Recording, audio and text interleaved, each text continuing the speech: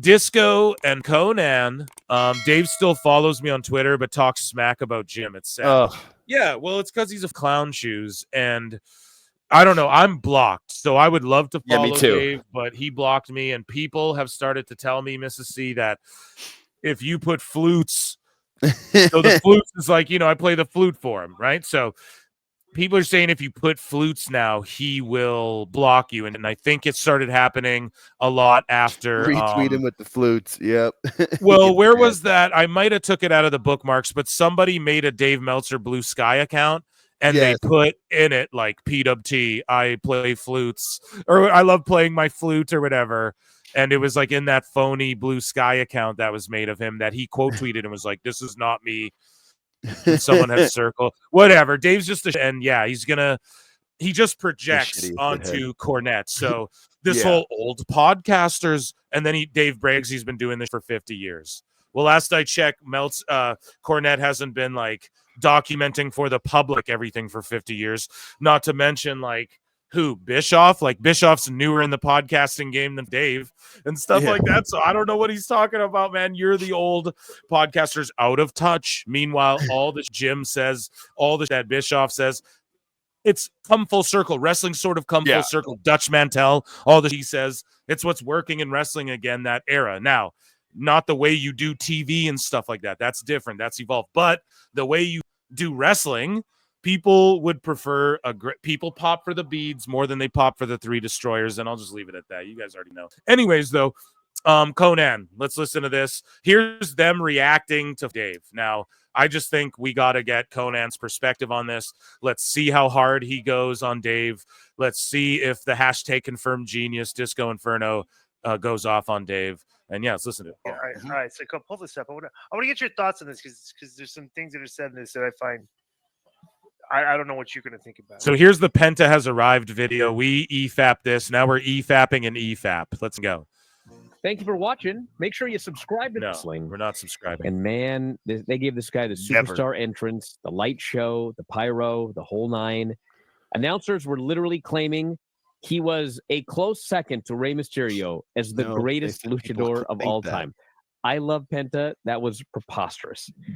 So the fans are chanting. I mean, even Ray being the best is preposterous. I mean, it's like El Santo is so far above everyone. You know what I mean? I mean, he's in a different stratosphere than anyone. Okay, wait. That's wait 1 second. So, what was the word that was used? The most popular or the best? Just number one. He didn't. Yeah, argue that some say he could be semantics. Number one. It's just like it's Carney, kayfabe. They're just trying to get their guy over. What are you talking about? Here, let me hear. Yeah. Before I go back and make sure you're right. Literally claiming. On their literally claim anything. On the kayfabe wrestling show, Brian, they literally claimed this thing. Is a close second to Rey Mysterio as the greatest luchador of all time. I love Penta. That was preposterous. So the fans are chanting. I mean, even Ray being the best is preposterous. I mean, okay, so it was the greatest and the best. Okay, it wasn't popular. It wasn't overall. Do you want to finish what Dave was saying? Then stop it. It's like El Santo is so far above El Santo. That's like 100 years ago. Everyone, you know what I mean? I mean, he's in a different stratosphere. I mean, Penta is not close, but he came off really. I think El Santo was like born in the 30s, or maybe started wrestling in the 30s and stopped in the 60s or 70s. I think, if my history's correct on that, I can't remember, but I think just it's know a little after, but pretty close. I think he was born in the 30s, wrestled in the 50s and 60s, and then made movies and comic books and stuff. And he was bigger in Mexico, probably, but Ray's probably bigger worldwide now. He was like a god in Mexico. Yeah, dude. Cool. Yeah, he's like a god of everything. A good match. They had a long match. Okay, they went back and forth for a long time. Right. Holy shit. All right. So this is exactly how it goes. Best luchador of all time is Rey Mysterio. There is no doubt about it. No debate. Now, if we're talking, because Santos sucked as a wrestler, but he was super over. Yep. Because he made movies where he was kind of like a Mexican James Bond, like they were talking to their watches, like if they were Dick Tracy, and you know how cool huge crossover star. Right, but I just want for people that don't know, and these movies were made like in the 50s, 60s, and remember how cool the Corvettes looked back in the 50s and 60s? Mm-hmm. So he'd be in like a convertible silver Corvette because his mask was silver, always hot chicks, right? Of course, and always fighting the bad, whether it was mummies or monsters or other wrestlers, right? So he was the ultimate baby face. Okay, that's why he was such a huge crossover style, because of the movies. Most popular is definitely Santo, doubt about it. I want to ask you a question. But they just said best luchador. Okay, yeah, right. And you're talking about it, but you're saying Santo is definitely the most popular. Definitely. I want to. Okay, bro, how popular were you? I was not popular as Santo, but I was popular. How like I thought. Okay, I don't know that your total history in Mexico. I know you're super old. Right. I thought that you broke box office records there. I did. That's my point here. And that's 30 years ago. Okay, that's what I'm saying. So my point is even though you're saying El Santo, like by far is the most popular ever, there are probably fans in your age genre that could argue that you were. Right. Well, right. Yeah, exactly. What Disco just said. It could be any era. It's just a subjective thing, and they're trying to get their guy over. Shout out K100. So Wrestle Purists tweet this out. This is via Observer newsletter. They go, right now, and this skin has changed over time.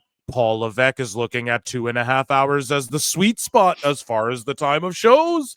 He said this on the 17th. We covered this like 2 or 3 weeks ago. Yeah, because he said it on it was Jimmy Traina's podcast that came out either the Saturday or Sunday before the first Raw on Netflix. And then Dave, and then Dave on the day of the first Raw, right before it, he's like, this show's likely going to go 3 hours and 30 minutes. And then he's completely wrong. Or he said that about the second Raw or whatever or it'll likely be 3 hours or whatever. It was 2.5, like 2 weeks in a row. He's wrong. And then now he's saying this thing that everybody already knew. Dave Scoops over here. And these people that credit the Wrestling Observer and not the Jimmy Traina podcast is just ruthless. Just Dave suck-ups. So Jim Cornette posted a video here or the great Brian Last did over on the Jim Cornette YouTube channel, and it's like 29 minutes long, so we're not going to EFAP the whole thing. I don't have a timestamp either, but go and check it out. It's on the state of AEW. And then Meltzer said, what the goat? Bah! Yes, it is tremendous. Responds to it, and he goes, Dave versus Dave. Because here's the quote, I guess, or he's sort of quoting what Dave would say, because it's so much less important than people make it out to be. If AEW hired the best booker in the world tomorrow, at best they'd be slightly ahead of where they are. Not all, but most perceived AEW booking flaws exist the same in WWE. So Dave's whole thing is trying to be like, but in WWE it's the same when everything's totally different. We know that. So let's read Meltzer here. Dave versus Dave. Always himself up here. So this guy says, why do you refuse to acknowledge the importance of good booking? And Dave goes, because it's so much less important than people make it out to be.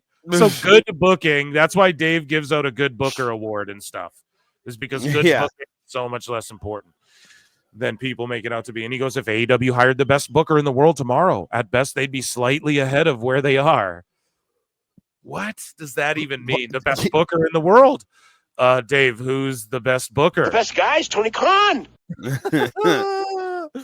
Not all, but most perceived AEW booking flaws exist the same in WWE. Guys switch from face to heel sometime on the same show.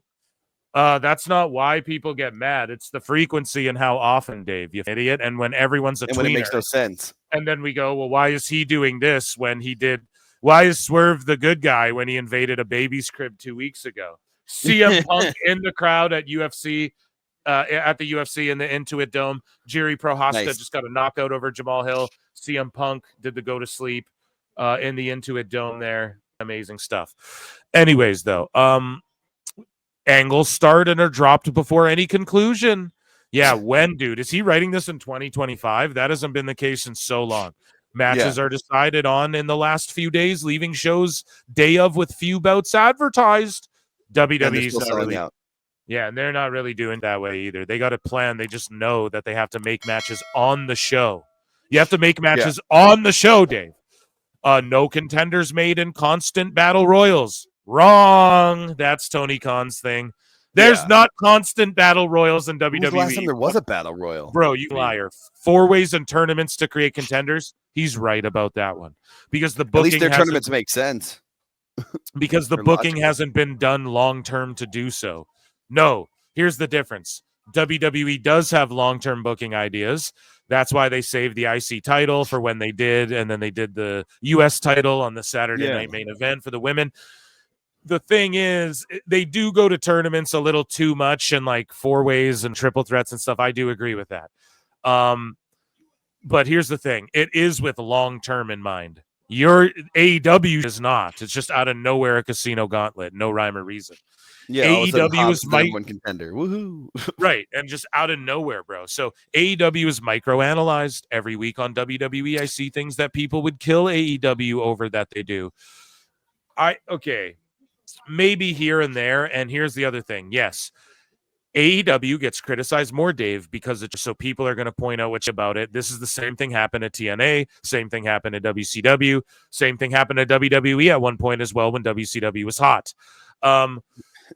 Same WWE for a long time there. People and you were just pointing out all the and we can all. Kevin Dunn was the man. We all admit it. It's like Dave can't admit that everyone else admitted what was before, and like he's the one still delusional. However, WWE is doing so good, and most of their storytelling has been so good that the stuff gets a little bit of a pass. Whereas in AEW, you have to exceed expectations because so much of it has been unpassable for so long. Like if they had like 5 really good years, then the last year's been but it's the fact like it started strong and then for 3 years now, at least maybe 4, it's just been going to the toilets, man. And so especially the last 2 years. So yes, it gets nitpicked more because it's not to be not to be shitty about it, but yes. And then WWE can get away with a little bit more because it's they're doing so good on so many fronts. In the end, it doesn't matter. The reason for the gap is that the perception that WWE is the major league. Well, is it perception or is it reality, Dave? What do they do compared to AEW that AEW would be the major leagues? Explain it. Does AEW do pay-per-views better? No. Do they do set design better? No. Do they do production better? No. Do they do promos better? No. Do they do vignettes better? No. I'm not saying none of these things are good. I'm saying, do they do them better? Do they innovate as well? No. Do they have as big a name stars? No. Do they make stars? No. Do they have developmental? No. Do they have a place people can go work out and train that isn't Dustin Rhodes hooking a brother up? No, not really. It doesn't seem that way. So I don't really think it's a debate, man. It's not the perception. Dave, you're trying to create the perception. You're trying to create a false perception, whereas everybody else is just looking at what's happening. Yeah. So, you switch bookers tomorrow and the situation becomes the same. Paul becomes the traitor and every flaw will be magnified and it'll be that he was propped up by WWE and Heyman or whatever. No, that's not the same because Tony Khan is not a traitor and wasn't propped up by anybody, and you're just conflating two things because you're coping. So Meltzer just spirals out of control. He goes, it leads to business increasing. It is good booking. And this is in 2022, man. Right. So here's him contradicting himself. Dusty Dave, hypocrite. It is bad booking. If it's decreasing, it is bad booking. AEW's business is objectively decreasing other than that TV deal, Dave. And you're the only one who seems to know the numbers on that. If it leads to business decreasing, it's bad booking. All of our opinions matter less than the internal truth. Once you understand it's the eternal truth, you're a lot better equipped to judge it. Literally the complete opposite of what he just said 3 years later in his message board. He goes, I never defend god-awful booking. I've got 52 years of studying booking in all the territories and was taught by some awesome bookers. Taught what? Holy man. Holy what are you talking about? What awesome bookers don't think he's a dumb stooge? Let's say Vince was awesome at one point. thinks Meltzer's a stooge. Bischoff thinks you're a stooge. I'm sure Jim thinks you're a stooge. You know what I mean? Does he really think that call with Ole Anderson, that Ole wasn't making fun of him? Bro, Ole really thinks you're a stooge. Heyman thinks you're a stooge. Everybody, bro. You're a Cornette clown. thinks you're a stooge. What the? Yeah. So I studied it. They taught me. Taught you what? To fantasy mark book and eFed? What are you talking about? Sometimes I don't like it. Like it can explain it, and if it works and business goes up, which is the be all end all, then it's not bad booking. Which is the be all end all, then it's not bad booking as long as the business goes up. So WWE's business is going up and up, and so it's not bad booking, but you're trying to somehow make it out to be bad booking. Idiot, man. Such an idiot. He can't help himself. Here's 2023. He responds to this guy who says, it's funny how everyone in the IWC thinks since Vince is back that everyone is going to stop watching LOL. Casual fans don't care about booking or who gets pushed. Meltzer goes, actually, with casual fans, their ebbs and flows are exactly from booking and who gets pushed. So Phil Marks is right. Don't push Orange Cassidy and Daniel Garcia and Jack Perry. This is 2023. People don't want to see that. And yeah, I'm right then. Nobody does. Okay. It's the hardcore fans who complain but continue to watch where it doesn't show up in numbers. So you just admitted the sickos are a thing, and it's the core sickos still watching AEW. Just you did it a long time ago. Pardon me. Jeff Coates says, at the end of 98, WCW turned a good profit, though, right? How'd things go so bad so quickly?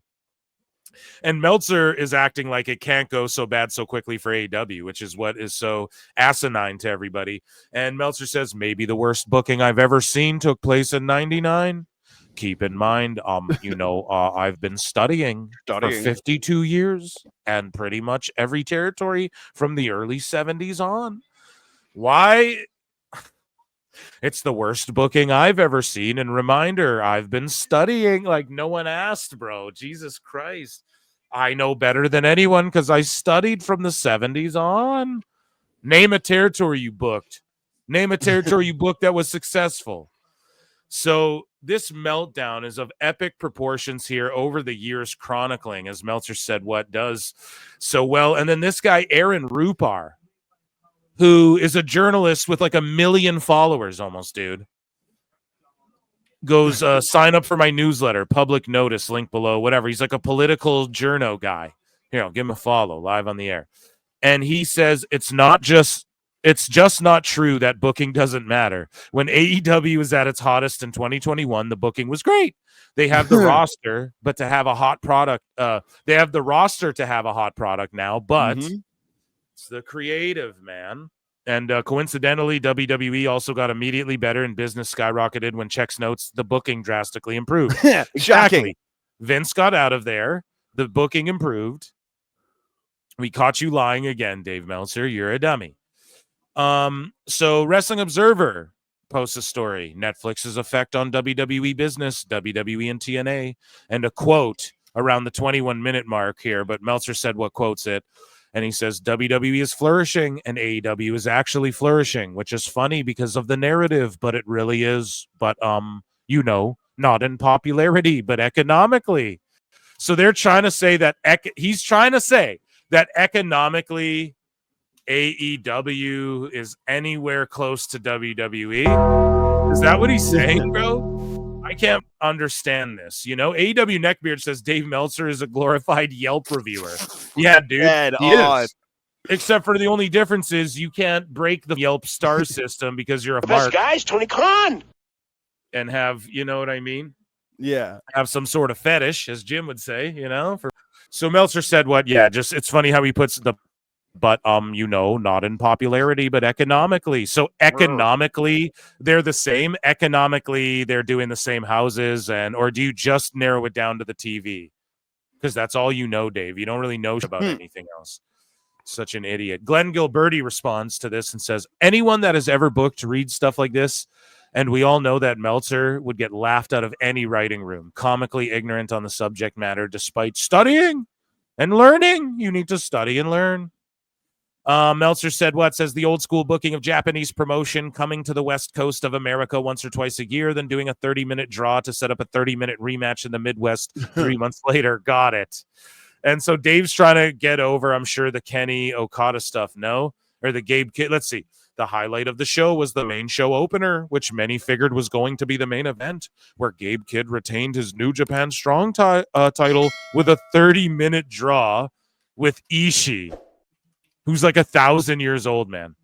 The 30-minute draw had the usually exceptional Ishii timing of knowing exactly when to do the stuff that is basically his match formula that everyone knows. In such a long singles match, he had to do more and be more creative, but it's still the Ishii type of match. The match may have been perfect, slightly shorter, but this was old school booking, and the draw was set up was to set up a 30-minute Iron Man match between the show for the title at Windy City Showdown on 4/11 in Chicago. They have made it clear in the Iron Man match that there must be a winner, and if it's tied, the match continues until there's a winner. I don't know, dude. Yeah, they lost their US TV deal, so Dave, you're not going to get this. Why are they such marks for Ishii still? I just don't understand it at all. It's just so baffling to me. Anyways, Pro Wrestle Times. Oh, I made my own show. Look at that. A mark for myself. So Wrestling Observer says at this point, Malachi Black, Miro, Ricky Starks, and Ray Phoenix are all on the same list of people who are not likely to be used in AEW. One day, their deals will expire, and when they do, they'll be in WWE. So, like, Dave just out there saying these guys, what I've been told from the EVPs and the people who run this company, is that these guys aren't going to be used and no one wants them there because the best guys, Tony Khan. You know what I mean? Just because all of these guys will be in WWE, so from they're shelved. It's like, then why not let them go? And here's the difference. So I quote tweet this and I go, people always try and compare WWE and AEW when it comes to this sort of thing. But the big difference is that WWE doesn't go and tell their dirt sheet best friends their booking creative plans, who they're shelving, people's personal business, etc. Like, come on now, Chad. Am I cooking with that? Let me air horns myself. Come on, or I'll explosion. No, am I wrong, man? Come on. They're stooging. Like, they're stooging it to Dave, though. Your bosses, imagine you're Miro and your bosses are saying this to Dave, and you know it's them because you work there and you know Stooges to him. He's ruining the wrestling business, folks. He's ruining it. Yeah, that was like literally watching his brain melt down because it was starting in 2022 and then goes to 2022. You can like literally see it. Yeah, it's good stuff. So Raj Giri responds to Meltzer. So, Meltzer gives his Steiner math equation. We talked about it earlier on. And then Raj, of course, has to come in and own him the way he does. And let's see what Raj says here. He goes, talk about bad faith. So you're taking out Peacock when including media rights and not adding in what WWE would have gotten with pay-per-view instead. Not to mention that there's no way that WWE would have kept their level of expenses without revenue backing it up. The fact is that WWE and WCW are the only two major U.S. wrestling promotions that have made major profits based on fans paying, buying pay-per-views, live events, licensing, etc. But if WWE lost their TV deals, they've shown they can be profitable without it. Exactly the point. AEW, nope. I mean, what else can there be said? Yeah, trying to give an air horn with the fucking things up. Raj Giri, shout out Gigantic Pop and Matt Morgan, friend of the show and great people, friends of the show. And you know what I mean? He just consistently owns Dave because he actually looks at the stuff and he's pointing out Dave is leaving out because Dave's going to minimize he actually studies it. Yeah. And Dave is just minimalizing it and minimizing what WWE's making. Then he's overly inflating what AEW is going to make and try. His new narrative is that, well, I mean, on paper in every aspect, AEW's down, but economically, because the TV deal, they're one and the same, really. That's because he's grasping now. He's even saying, well, the key demo, he's totally cooked. And we're going to chronicle it all as we do here at PWT. And that was Dave Meltzer's super dumb moment of the week. Where's my flute? Right here. And he gets an E flute too. We gotta